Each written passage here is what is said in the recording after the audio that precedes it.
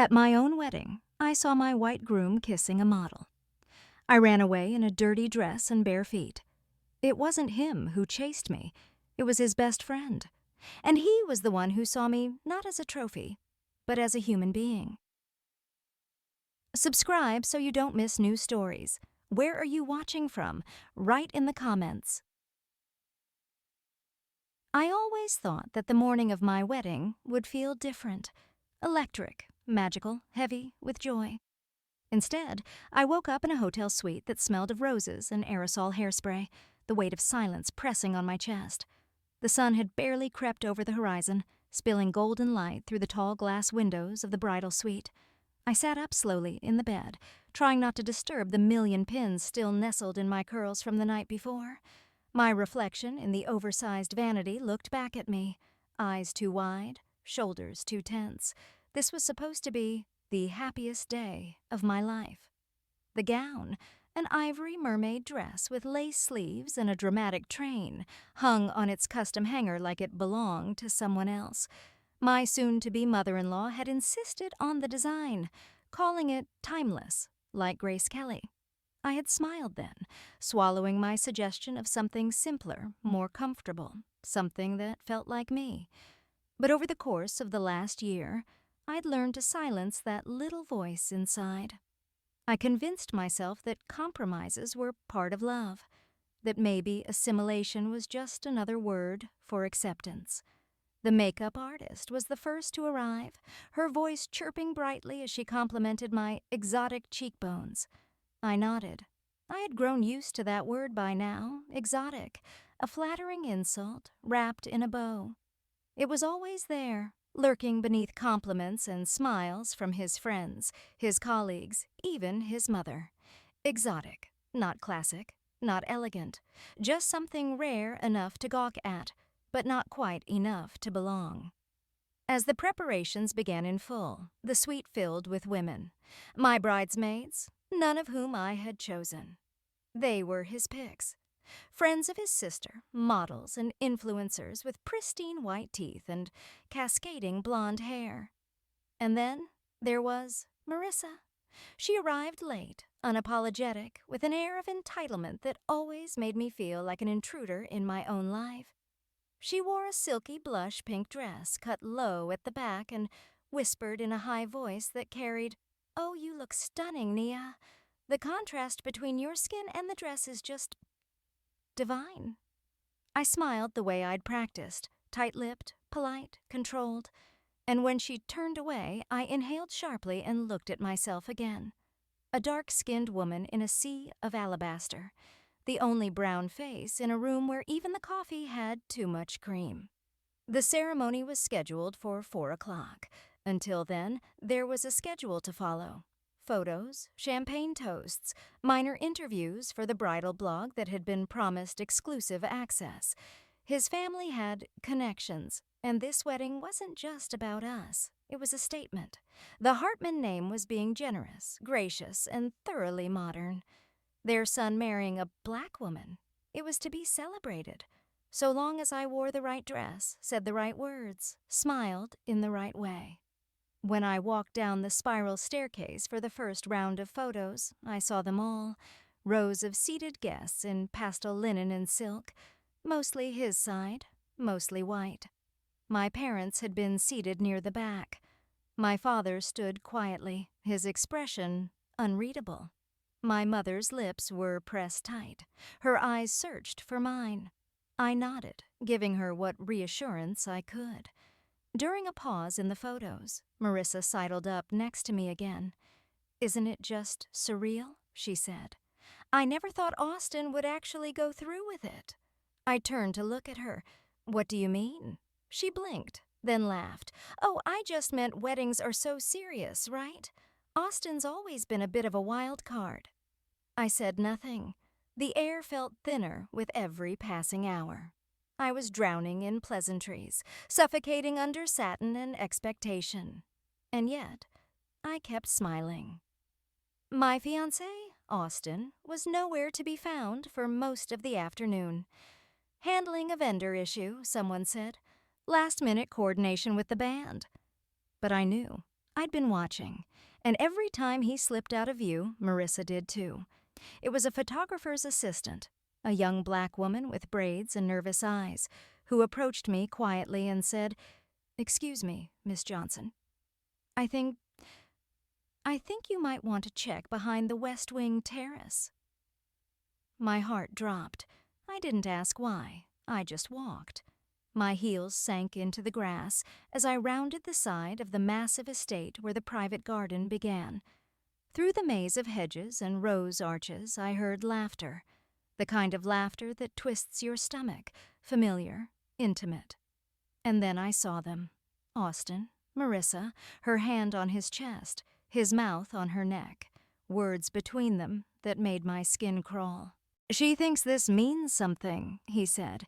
"She actually thinks we're building a life together." Marissa smirked. "You always were good at playing the hero." She was just the right optics at the right time. My father loved the diversity angle. I couldn't breathe. For a moment, I couldn't move. I stood there, rooted, my veil slipping slightly from my head as the wind picked up. My heart thudded painfully, like it wanted to escape my chest before it was crushed completely.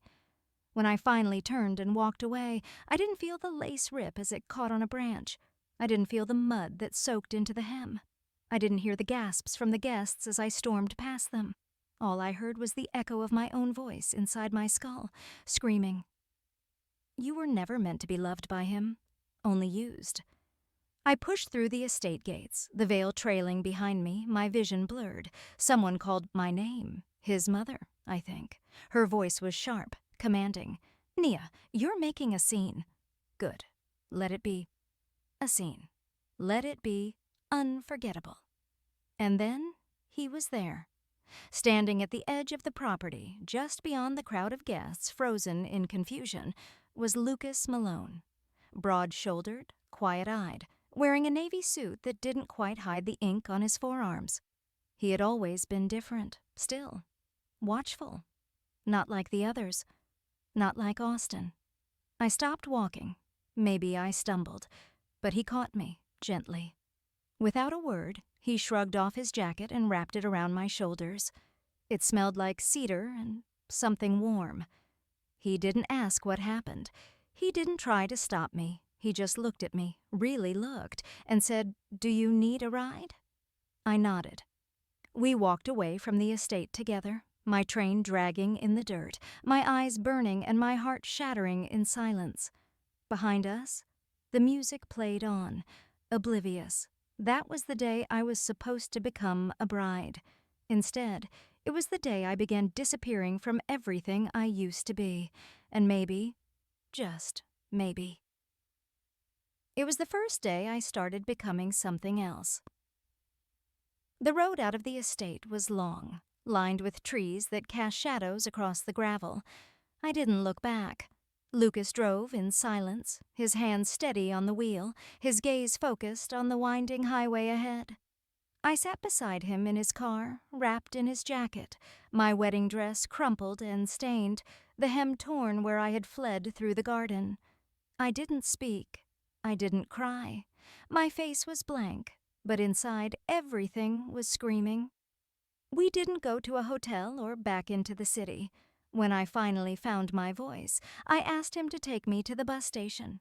But he shook his head and said softly, "You need somewhere quiet, somewhere safe." And he was right.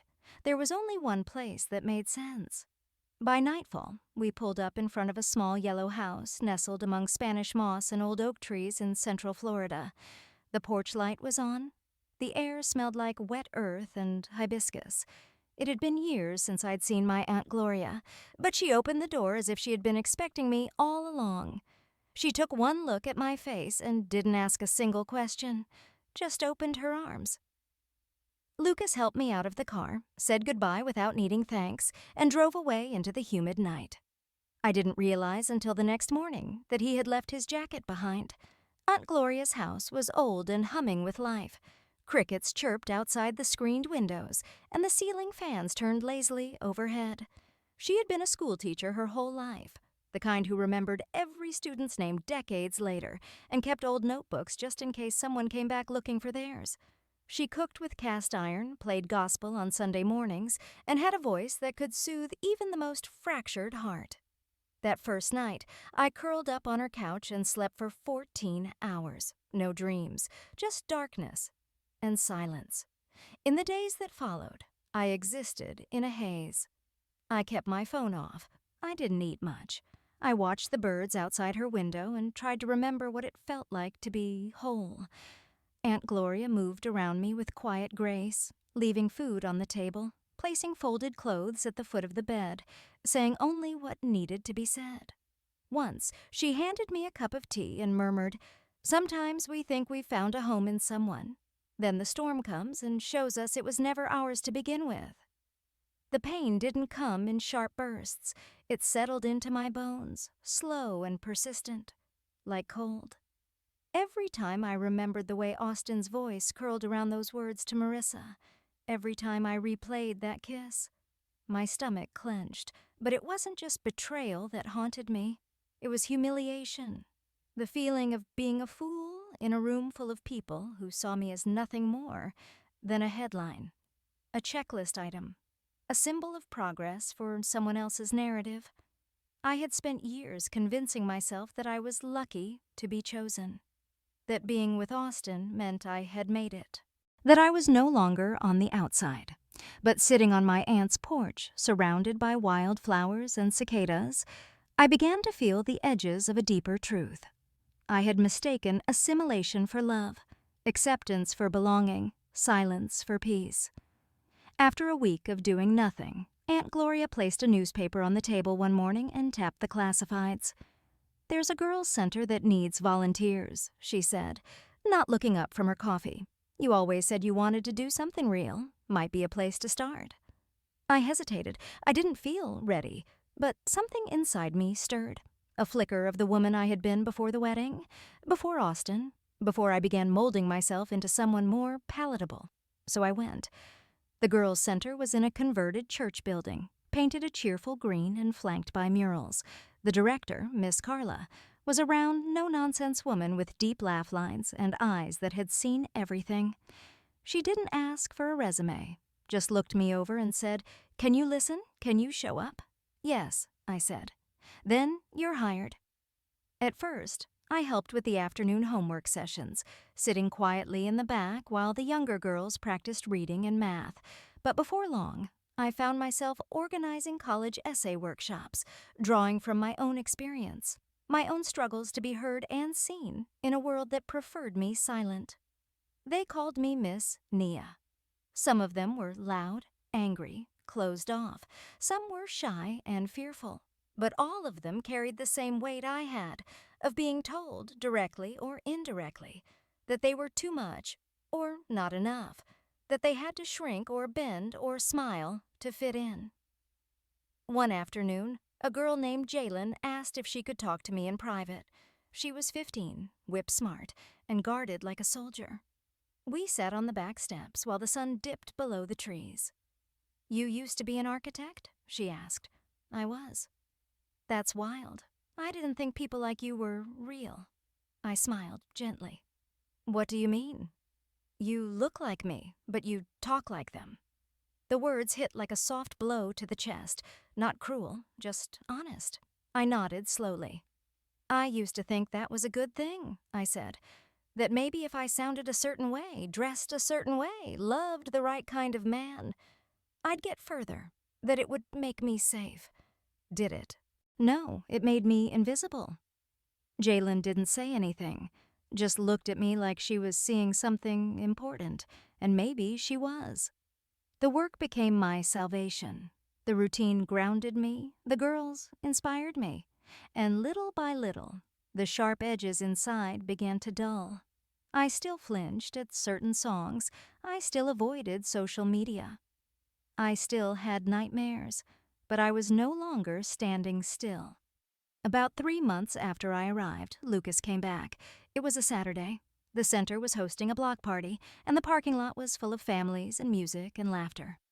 I was manning the book booth when I saw him, standing near the grill, wearing jeans and a t-shirt, sunglasses pushed up on his head.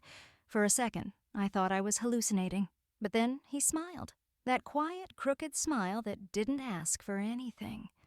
He walked over slowly, as if giving me time to decide whether I wanted to see him. I heard they needed a new roof, he said, gesturing to the center. Figured I'd lend a hand. I didn't know what to say. My heart thudded awkwardly. You didn't have to come, I said. I know. We stood there in silence for a moment, the noise of the party humming around us. He didn't touch me, didn't ask questions, just looked at me with that steady gaze, like he saw all of me and didn't flinch. I found myself exhaling for the first time in weeks. Over the next few days, he kept his word. He fixed the roof, replaced the broken gutters, repaired the fence. He never pushed, never lingered too long. But I noticed how the girls started waving to him, how he always brought extra water bottles, how he stayed late to finish things he didn't have to. Sometimes we sat on the porch steps after work and talked about nothing, about everything. He told me about his time overseas, about the silence of the desert, about losing friends and finding purpose again through his hands. He listened when I spoke of buildings and blueprints, about the way cities could reflect the people who lived in them, or erase them entirely. You're not what I expected, I said once. He raised an eyebrow. What did you expect? I don't know. Someone I'd have to explain everything to. You don't, he said simply. One evening, as the sky turned orange, I asked him why he never said anything back at the wedding, why he hadn't warned me. He looked at me for a long moment, then said, I saw the way he looked at you, like a prize, not a partner. I wanted to say something, but you looked happy. I didn't want to take that from you. But you did come after me. Because when you ran, I saw something break, and I couldn't let you fall alone. I swallowed hard, unsure what to say. The truth sat between us, heavy but warm. He never made a move, never asked for anything. But his presence grew like roots beneath my feet. Solid, grounding. One night, as I turned to go inside, I looked back and found him watching me with a tenderness I hadn't seen in years. My throat tightened. Lucas, I said. Yeah? Thank you for being here, for not trying to fix me. He smiled. I don't want to fix you, Nia. I just want you to know you don't have to carry it all alone. That night, I lay in bed and cried for the first time since the wedding. Not because I was broken, but because I was healing. And healing, I was learning, wasn't about erasing the scars. It was about letting them breathe, letting them exist, letting someone else see them and stay anyway. Somewhere between that first quiet afternoon on Aunt Gloria's porch and the day I found myself reaching for Lucas's hand without thinking, the weight on my chest had shifted. It wasn't gone. It never quite disappeared, but it no longer paralyzed me. It lived beside me like an old bruise, visible only when touched the wrong way. And Lucas? He never pressed on it. He simply walked beside me, giving me the space to ache, to breathe, to remember who I was before I ever thought I needed saving. We never labeled what we were doing. I didn't call him my boyfriend. He didn't ask if I was ready. He came around often, helped paint the classrooms at the center, showed the girls how to use power tools without slicing off their fingers, sat with me on slow Sunday mornings, with 2 cups of coffee between us and the radio humming in the background. We talked, sometimes. Other times, we didn't need to. His silence was never empty. It was full of room for me to unfold, to spill, to grow. But healing isn't linear, and mine wasn't complete. It happened on an ordinary afternoon. I was sitting on the front steps of the center, watching Jalen and 2 other girls argue over the rules of a card game, when one of the younger ones, Tasha, ran up to me holding a half-broken necklace. "Miss Nia," she said, breathless, "you drop this." I blinked and looked down. It wasn't mine. "That's not," I started. But before I could finish, Jalen cut in from a few feet away, her voice casual and sharp all at once. "Of course it's hers. It's probably from her white man." The girls laughed, not cruelly, not even maliciously. It was the kind of laughter that young people use to test you, to measure the limits of what's safe to say. I knew that laugh well. I had used it myself once, at their age, to navigate uncomfortable silences. But something about hearing those words from Jalen, words that rang so familiar, so loaded, made my skin prickle. She was testing me, watching for my reaction. I smiled, tight and brief, and waved it off. "He's a friend," I said. They laughed again, this time softer, and went back to their game. But inside, something twisted. That night, I lay awake in bed, the fan turning lazily overhead, and I stared at the ceiling as doubt wrapped around me like a fog. I thought of Lucas's face, steady, kind, patient. I thought of the way he'd never asked for anything, never assumed closeness was his to claim. And yet, the words rang in my head, persistent and ugly. "You're white man." Was it betrayal? I hated that I still cared, that after all this time, part of me was still asking for permission. From who? From what? The ghosts of my upbringing, the imagined voices of ancestors, the real voices of my parents, who had once told me, in the gentlest of tones, that love across color lines was possible, but never simple. I thought of Austin, how easily I had ignored every red flag, how I had convinced myself that proximity to whiteness was protection, that love from someone who embodied power might shield me from the world's cruelties. It hadn't. It never could. But Lucas wasn't Austin, and yet I was afraid of making the same mistake again, afraid that I would once more pour myself into someone who could never understand the world I came from, or the pain I carried, or the quiet acts of resistance that shaped me every day.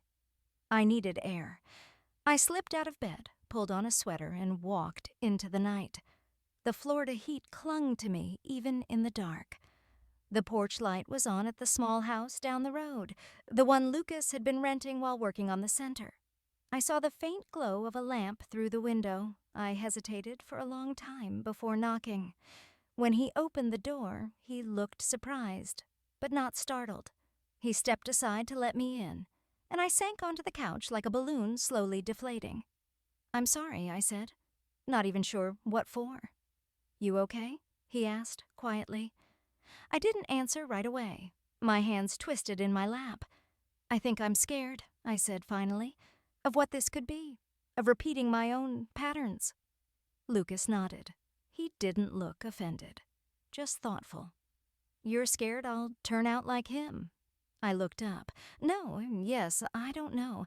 I'm scared that I'll lose myself again, that I'll start shrinking to make someone else comfortable, that I'll bend until I don't recognize my own shape. "You think I want that from you?" "I don't know what you want. You've never said." He sat down across from me, his elbows on his knees. "I want whatever version of you you're willing to give. The loud one, the quiet one, the angry one, the scared one. I want the one who walks away from liars even when her heart is breaking. I want the one who teaches girls how to take up space." I felt something shatter quietly inside me. "But I won't chase you," he said. "And I won't wait forever. You don't owe me anything, Nia. I'm not here to fix you. I'm here because I want to be. If you want me gone, just say so." I stood, walked toward him.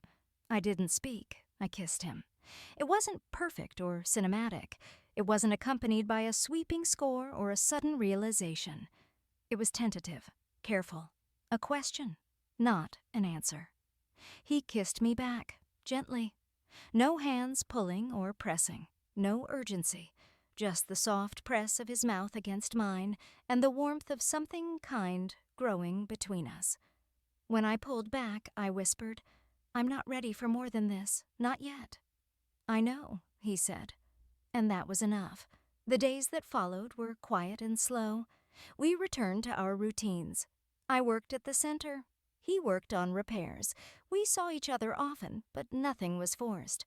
We carved out space for one another without rushing to fill it. At the center, the girls began to notice the change. Jalen watched me with new eyes, but she didn't tease again. One afternoon, she lingered after class. "Miss Nia," she said, "he makes you smile different." I raised an eyebrow. "Is that a good thing?" She shrugged. "Better than crying in the bathroom like before."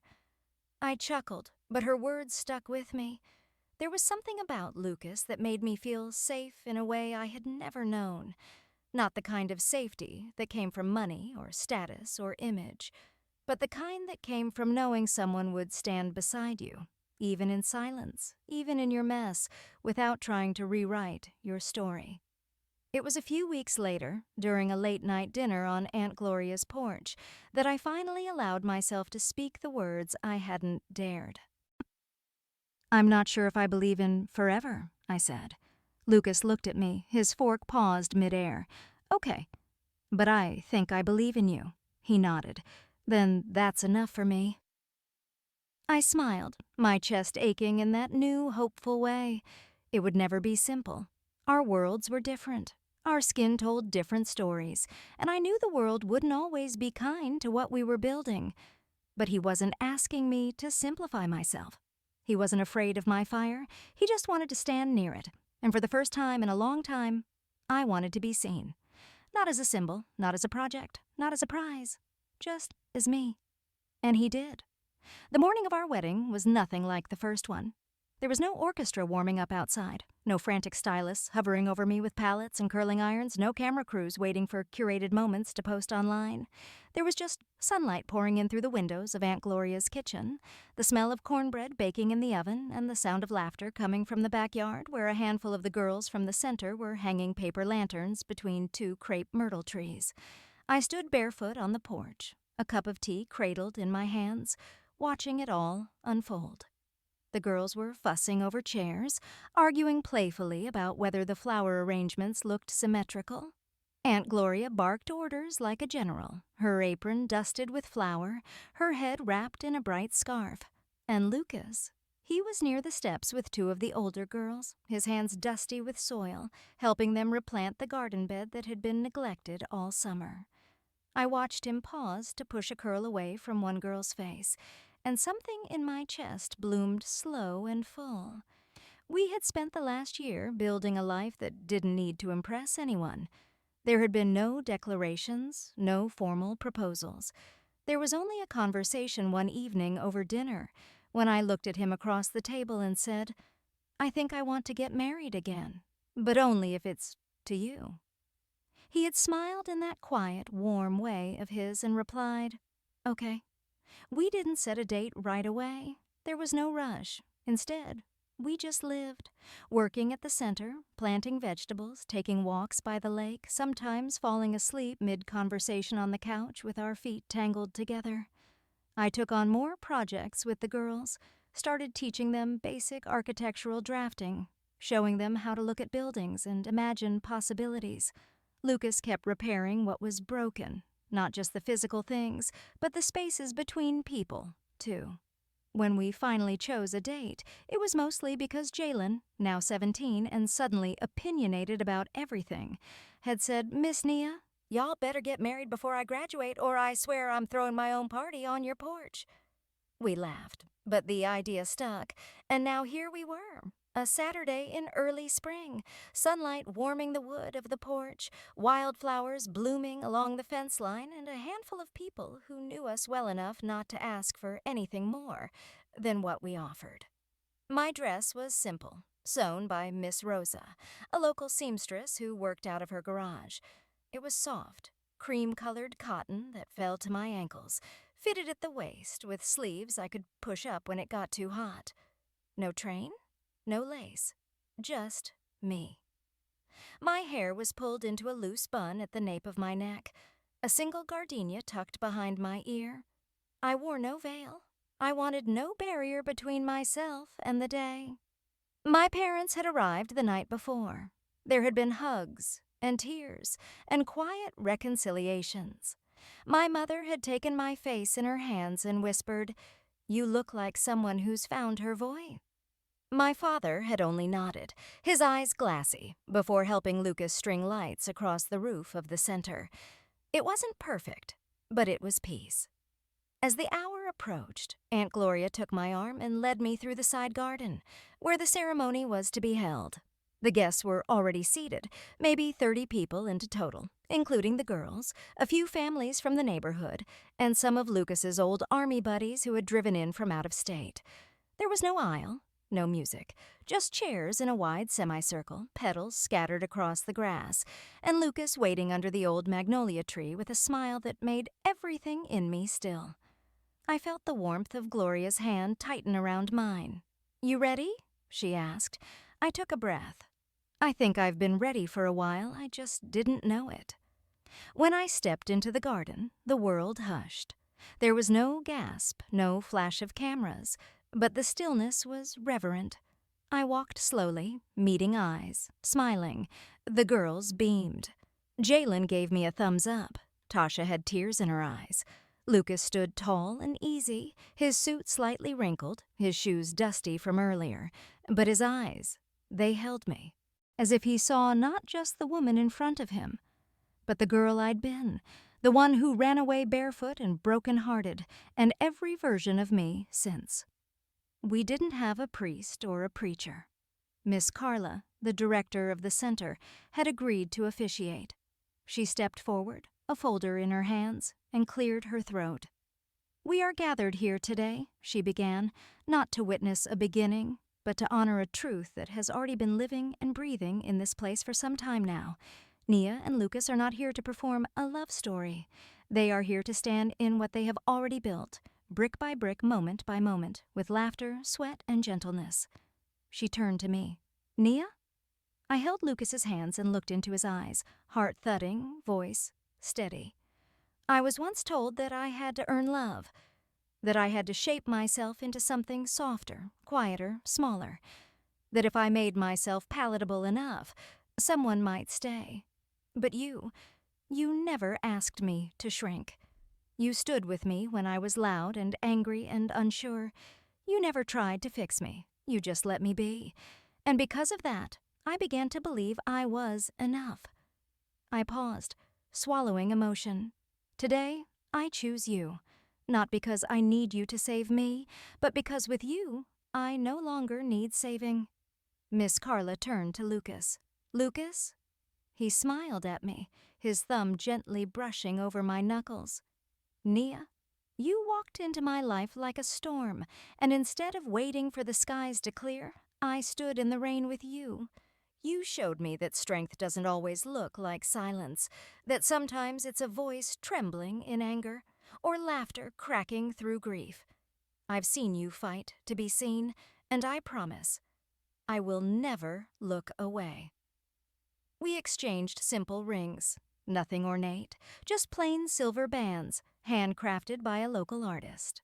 When Miss Carla pronounced us married, there was no applause, only the soft rustle of wind in the magnolia leaves and the sound of someone sniffing in the back row. We kissed, gently, fully, like a promise sealed. The reception was a potluck. Everyone brought something. Aunt Gloria's cornbread was devoured in 10 minutes. Miss Carla made a peach cobbler that had everyone going back for thirds. The girls from the center had choreographed a dance, which they performed under the lanterns as the sun set, barefoot in the grass, laughing so hard they collapsed in a heap at the end.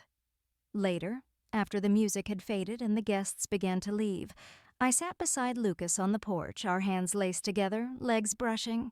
"Do you feel different?" I asked. He thought for a moment. "No," he said, "but I feel more here, like something settled into place." I nodded. After a while, Jalen wandered over, her arms crossed, trying to look casual. "You two are disgustingly cute," she said, rolling her eyes. Lucas grinned. "Thanks." She hesitated. Then, in a quieter voice, she added, "Miss Nia, can I ask something?" "Of course." "Do you ever regret it, running away?" I looked out over the dark lawn, lanterns swaying gently above the empty tables. "No," I said, "because I didn't run from something. I ran to myself." She nodded slowly, the corners of her mouth twitching into a smile. "Good," she said, "'cause you seem like you now." When she left, Lucas pulled me closer. I rested my head on his shoulder and closed my eyes. That night, before we went to sleep, I sat at the small desk in our bedroom and wrote a letter. Not to be sent. Just for me. Dear Austin, thank you. Thank you for showing me who I never want to be again. Thank you for reminding me that I don't have to contort myself to be chosen. I don't hate you. I don't even pity you. I simply release you, because I have found a life that doesn't require pretending. Because I have found love that doesn't require shrinking. Because I have found myself. I folded the letter and tucked it into the bottom drawer of the desk. Outside, the magnolia trees rustled in the breeze, and inside, for the first time in a long, long time, I was whole. If this story moved you, make sure to subscribe for more. Watch the next one right here. And don't forget to share this video with someone who needs to see it.